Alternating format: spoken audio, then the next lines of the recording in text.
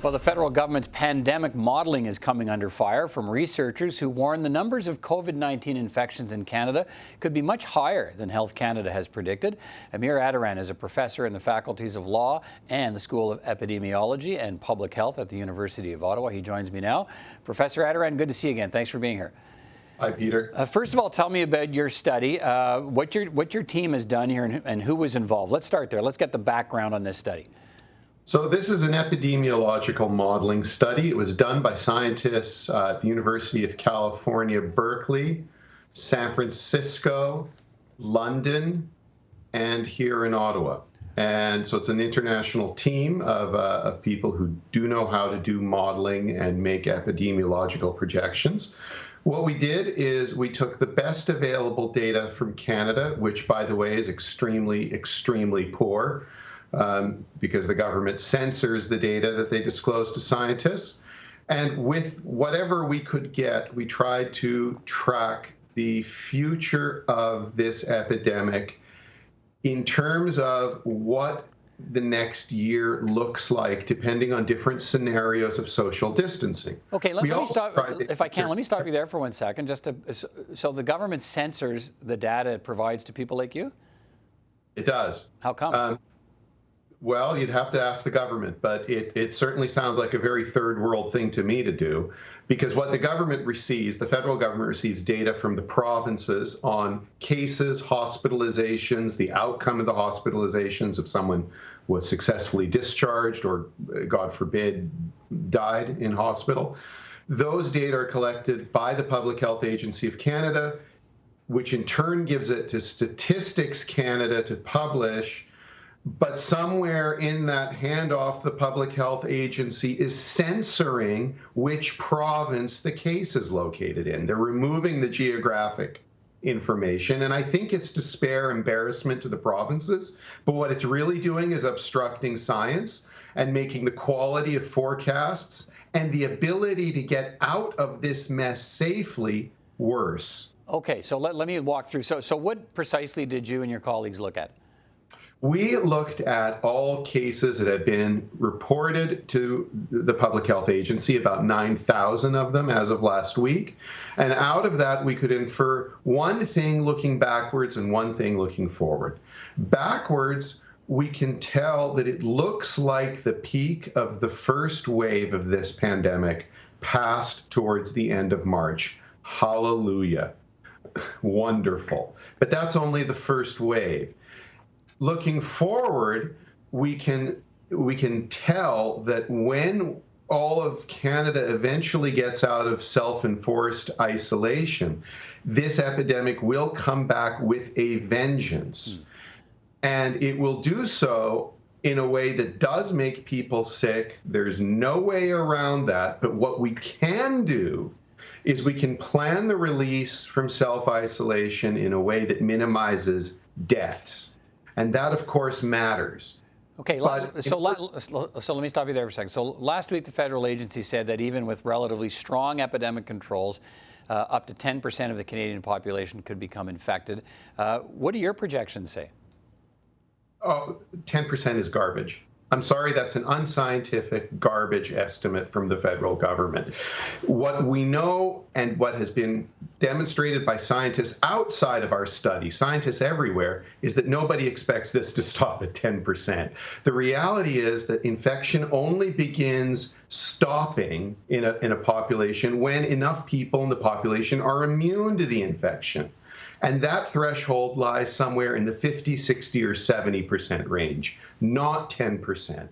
And when the federal government put this out, this was not even passing undergraduate level science. It was just wrong.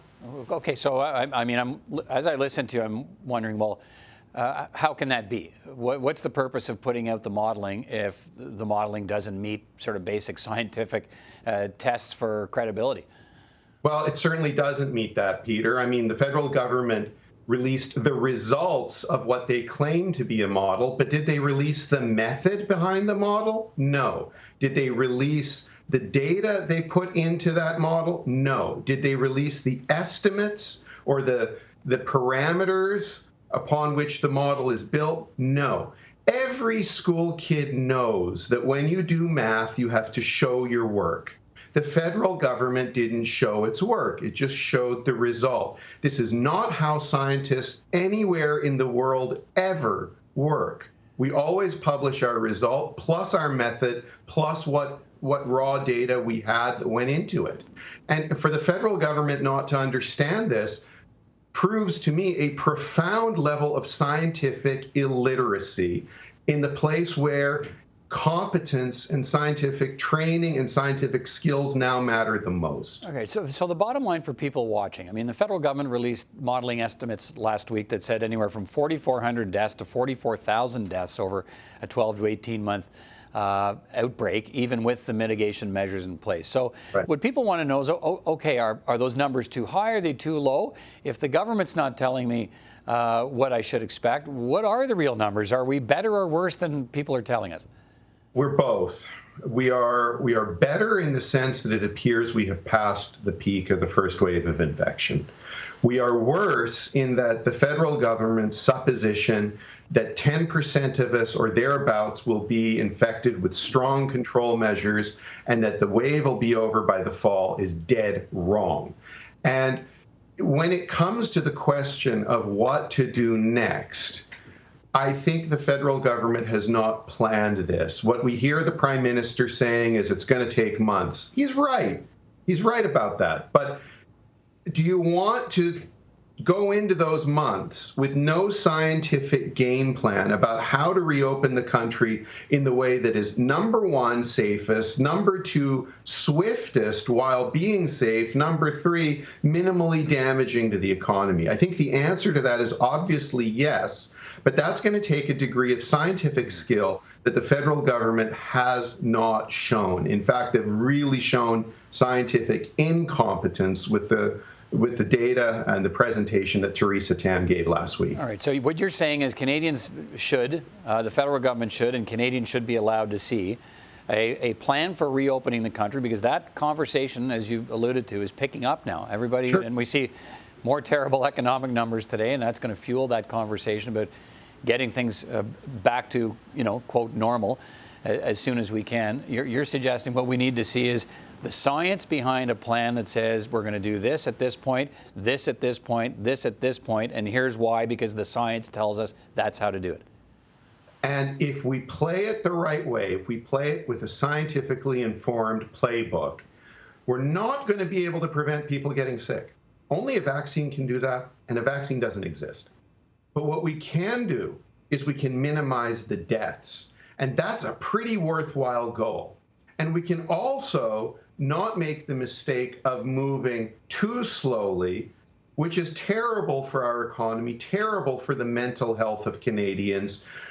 The right thing to do is move as quickly as we can while minimizing the deaths too. And only science holds the key to that. It's going to take some hard work on the part of scientists. And for that, first we need government to stop censoring data. My God, I can't believe they're doing that, but they are. And second of all, we need them to have an open discussion as scientists, not as people run by the comms team, which they are not doing.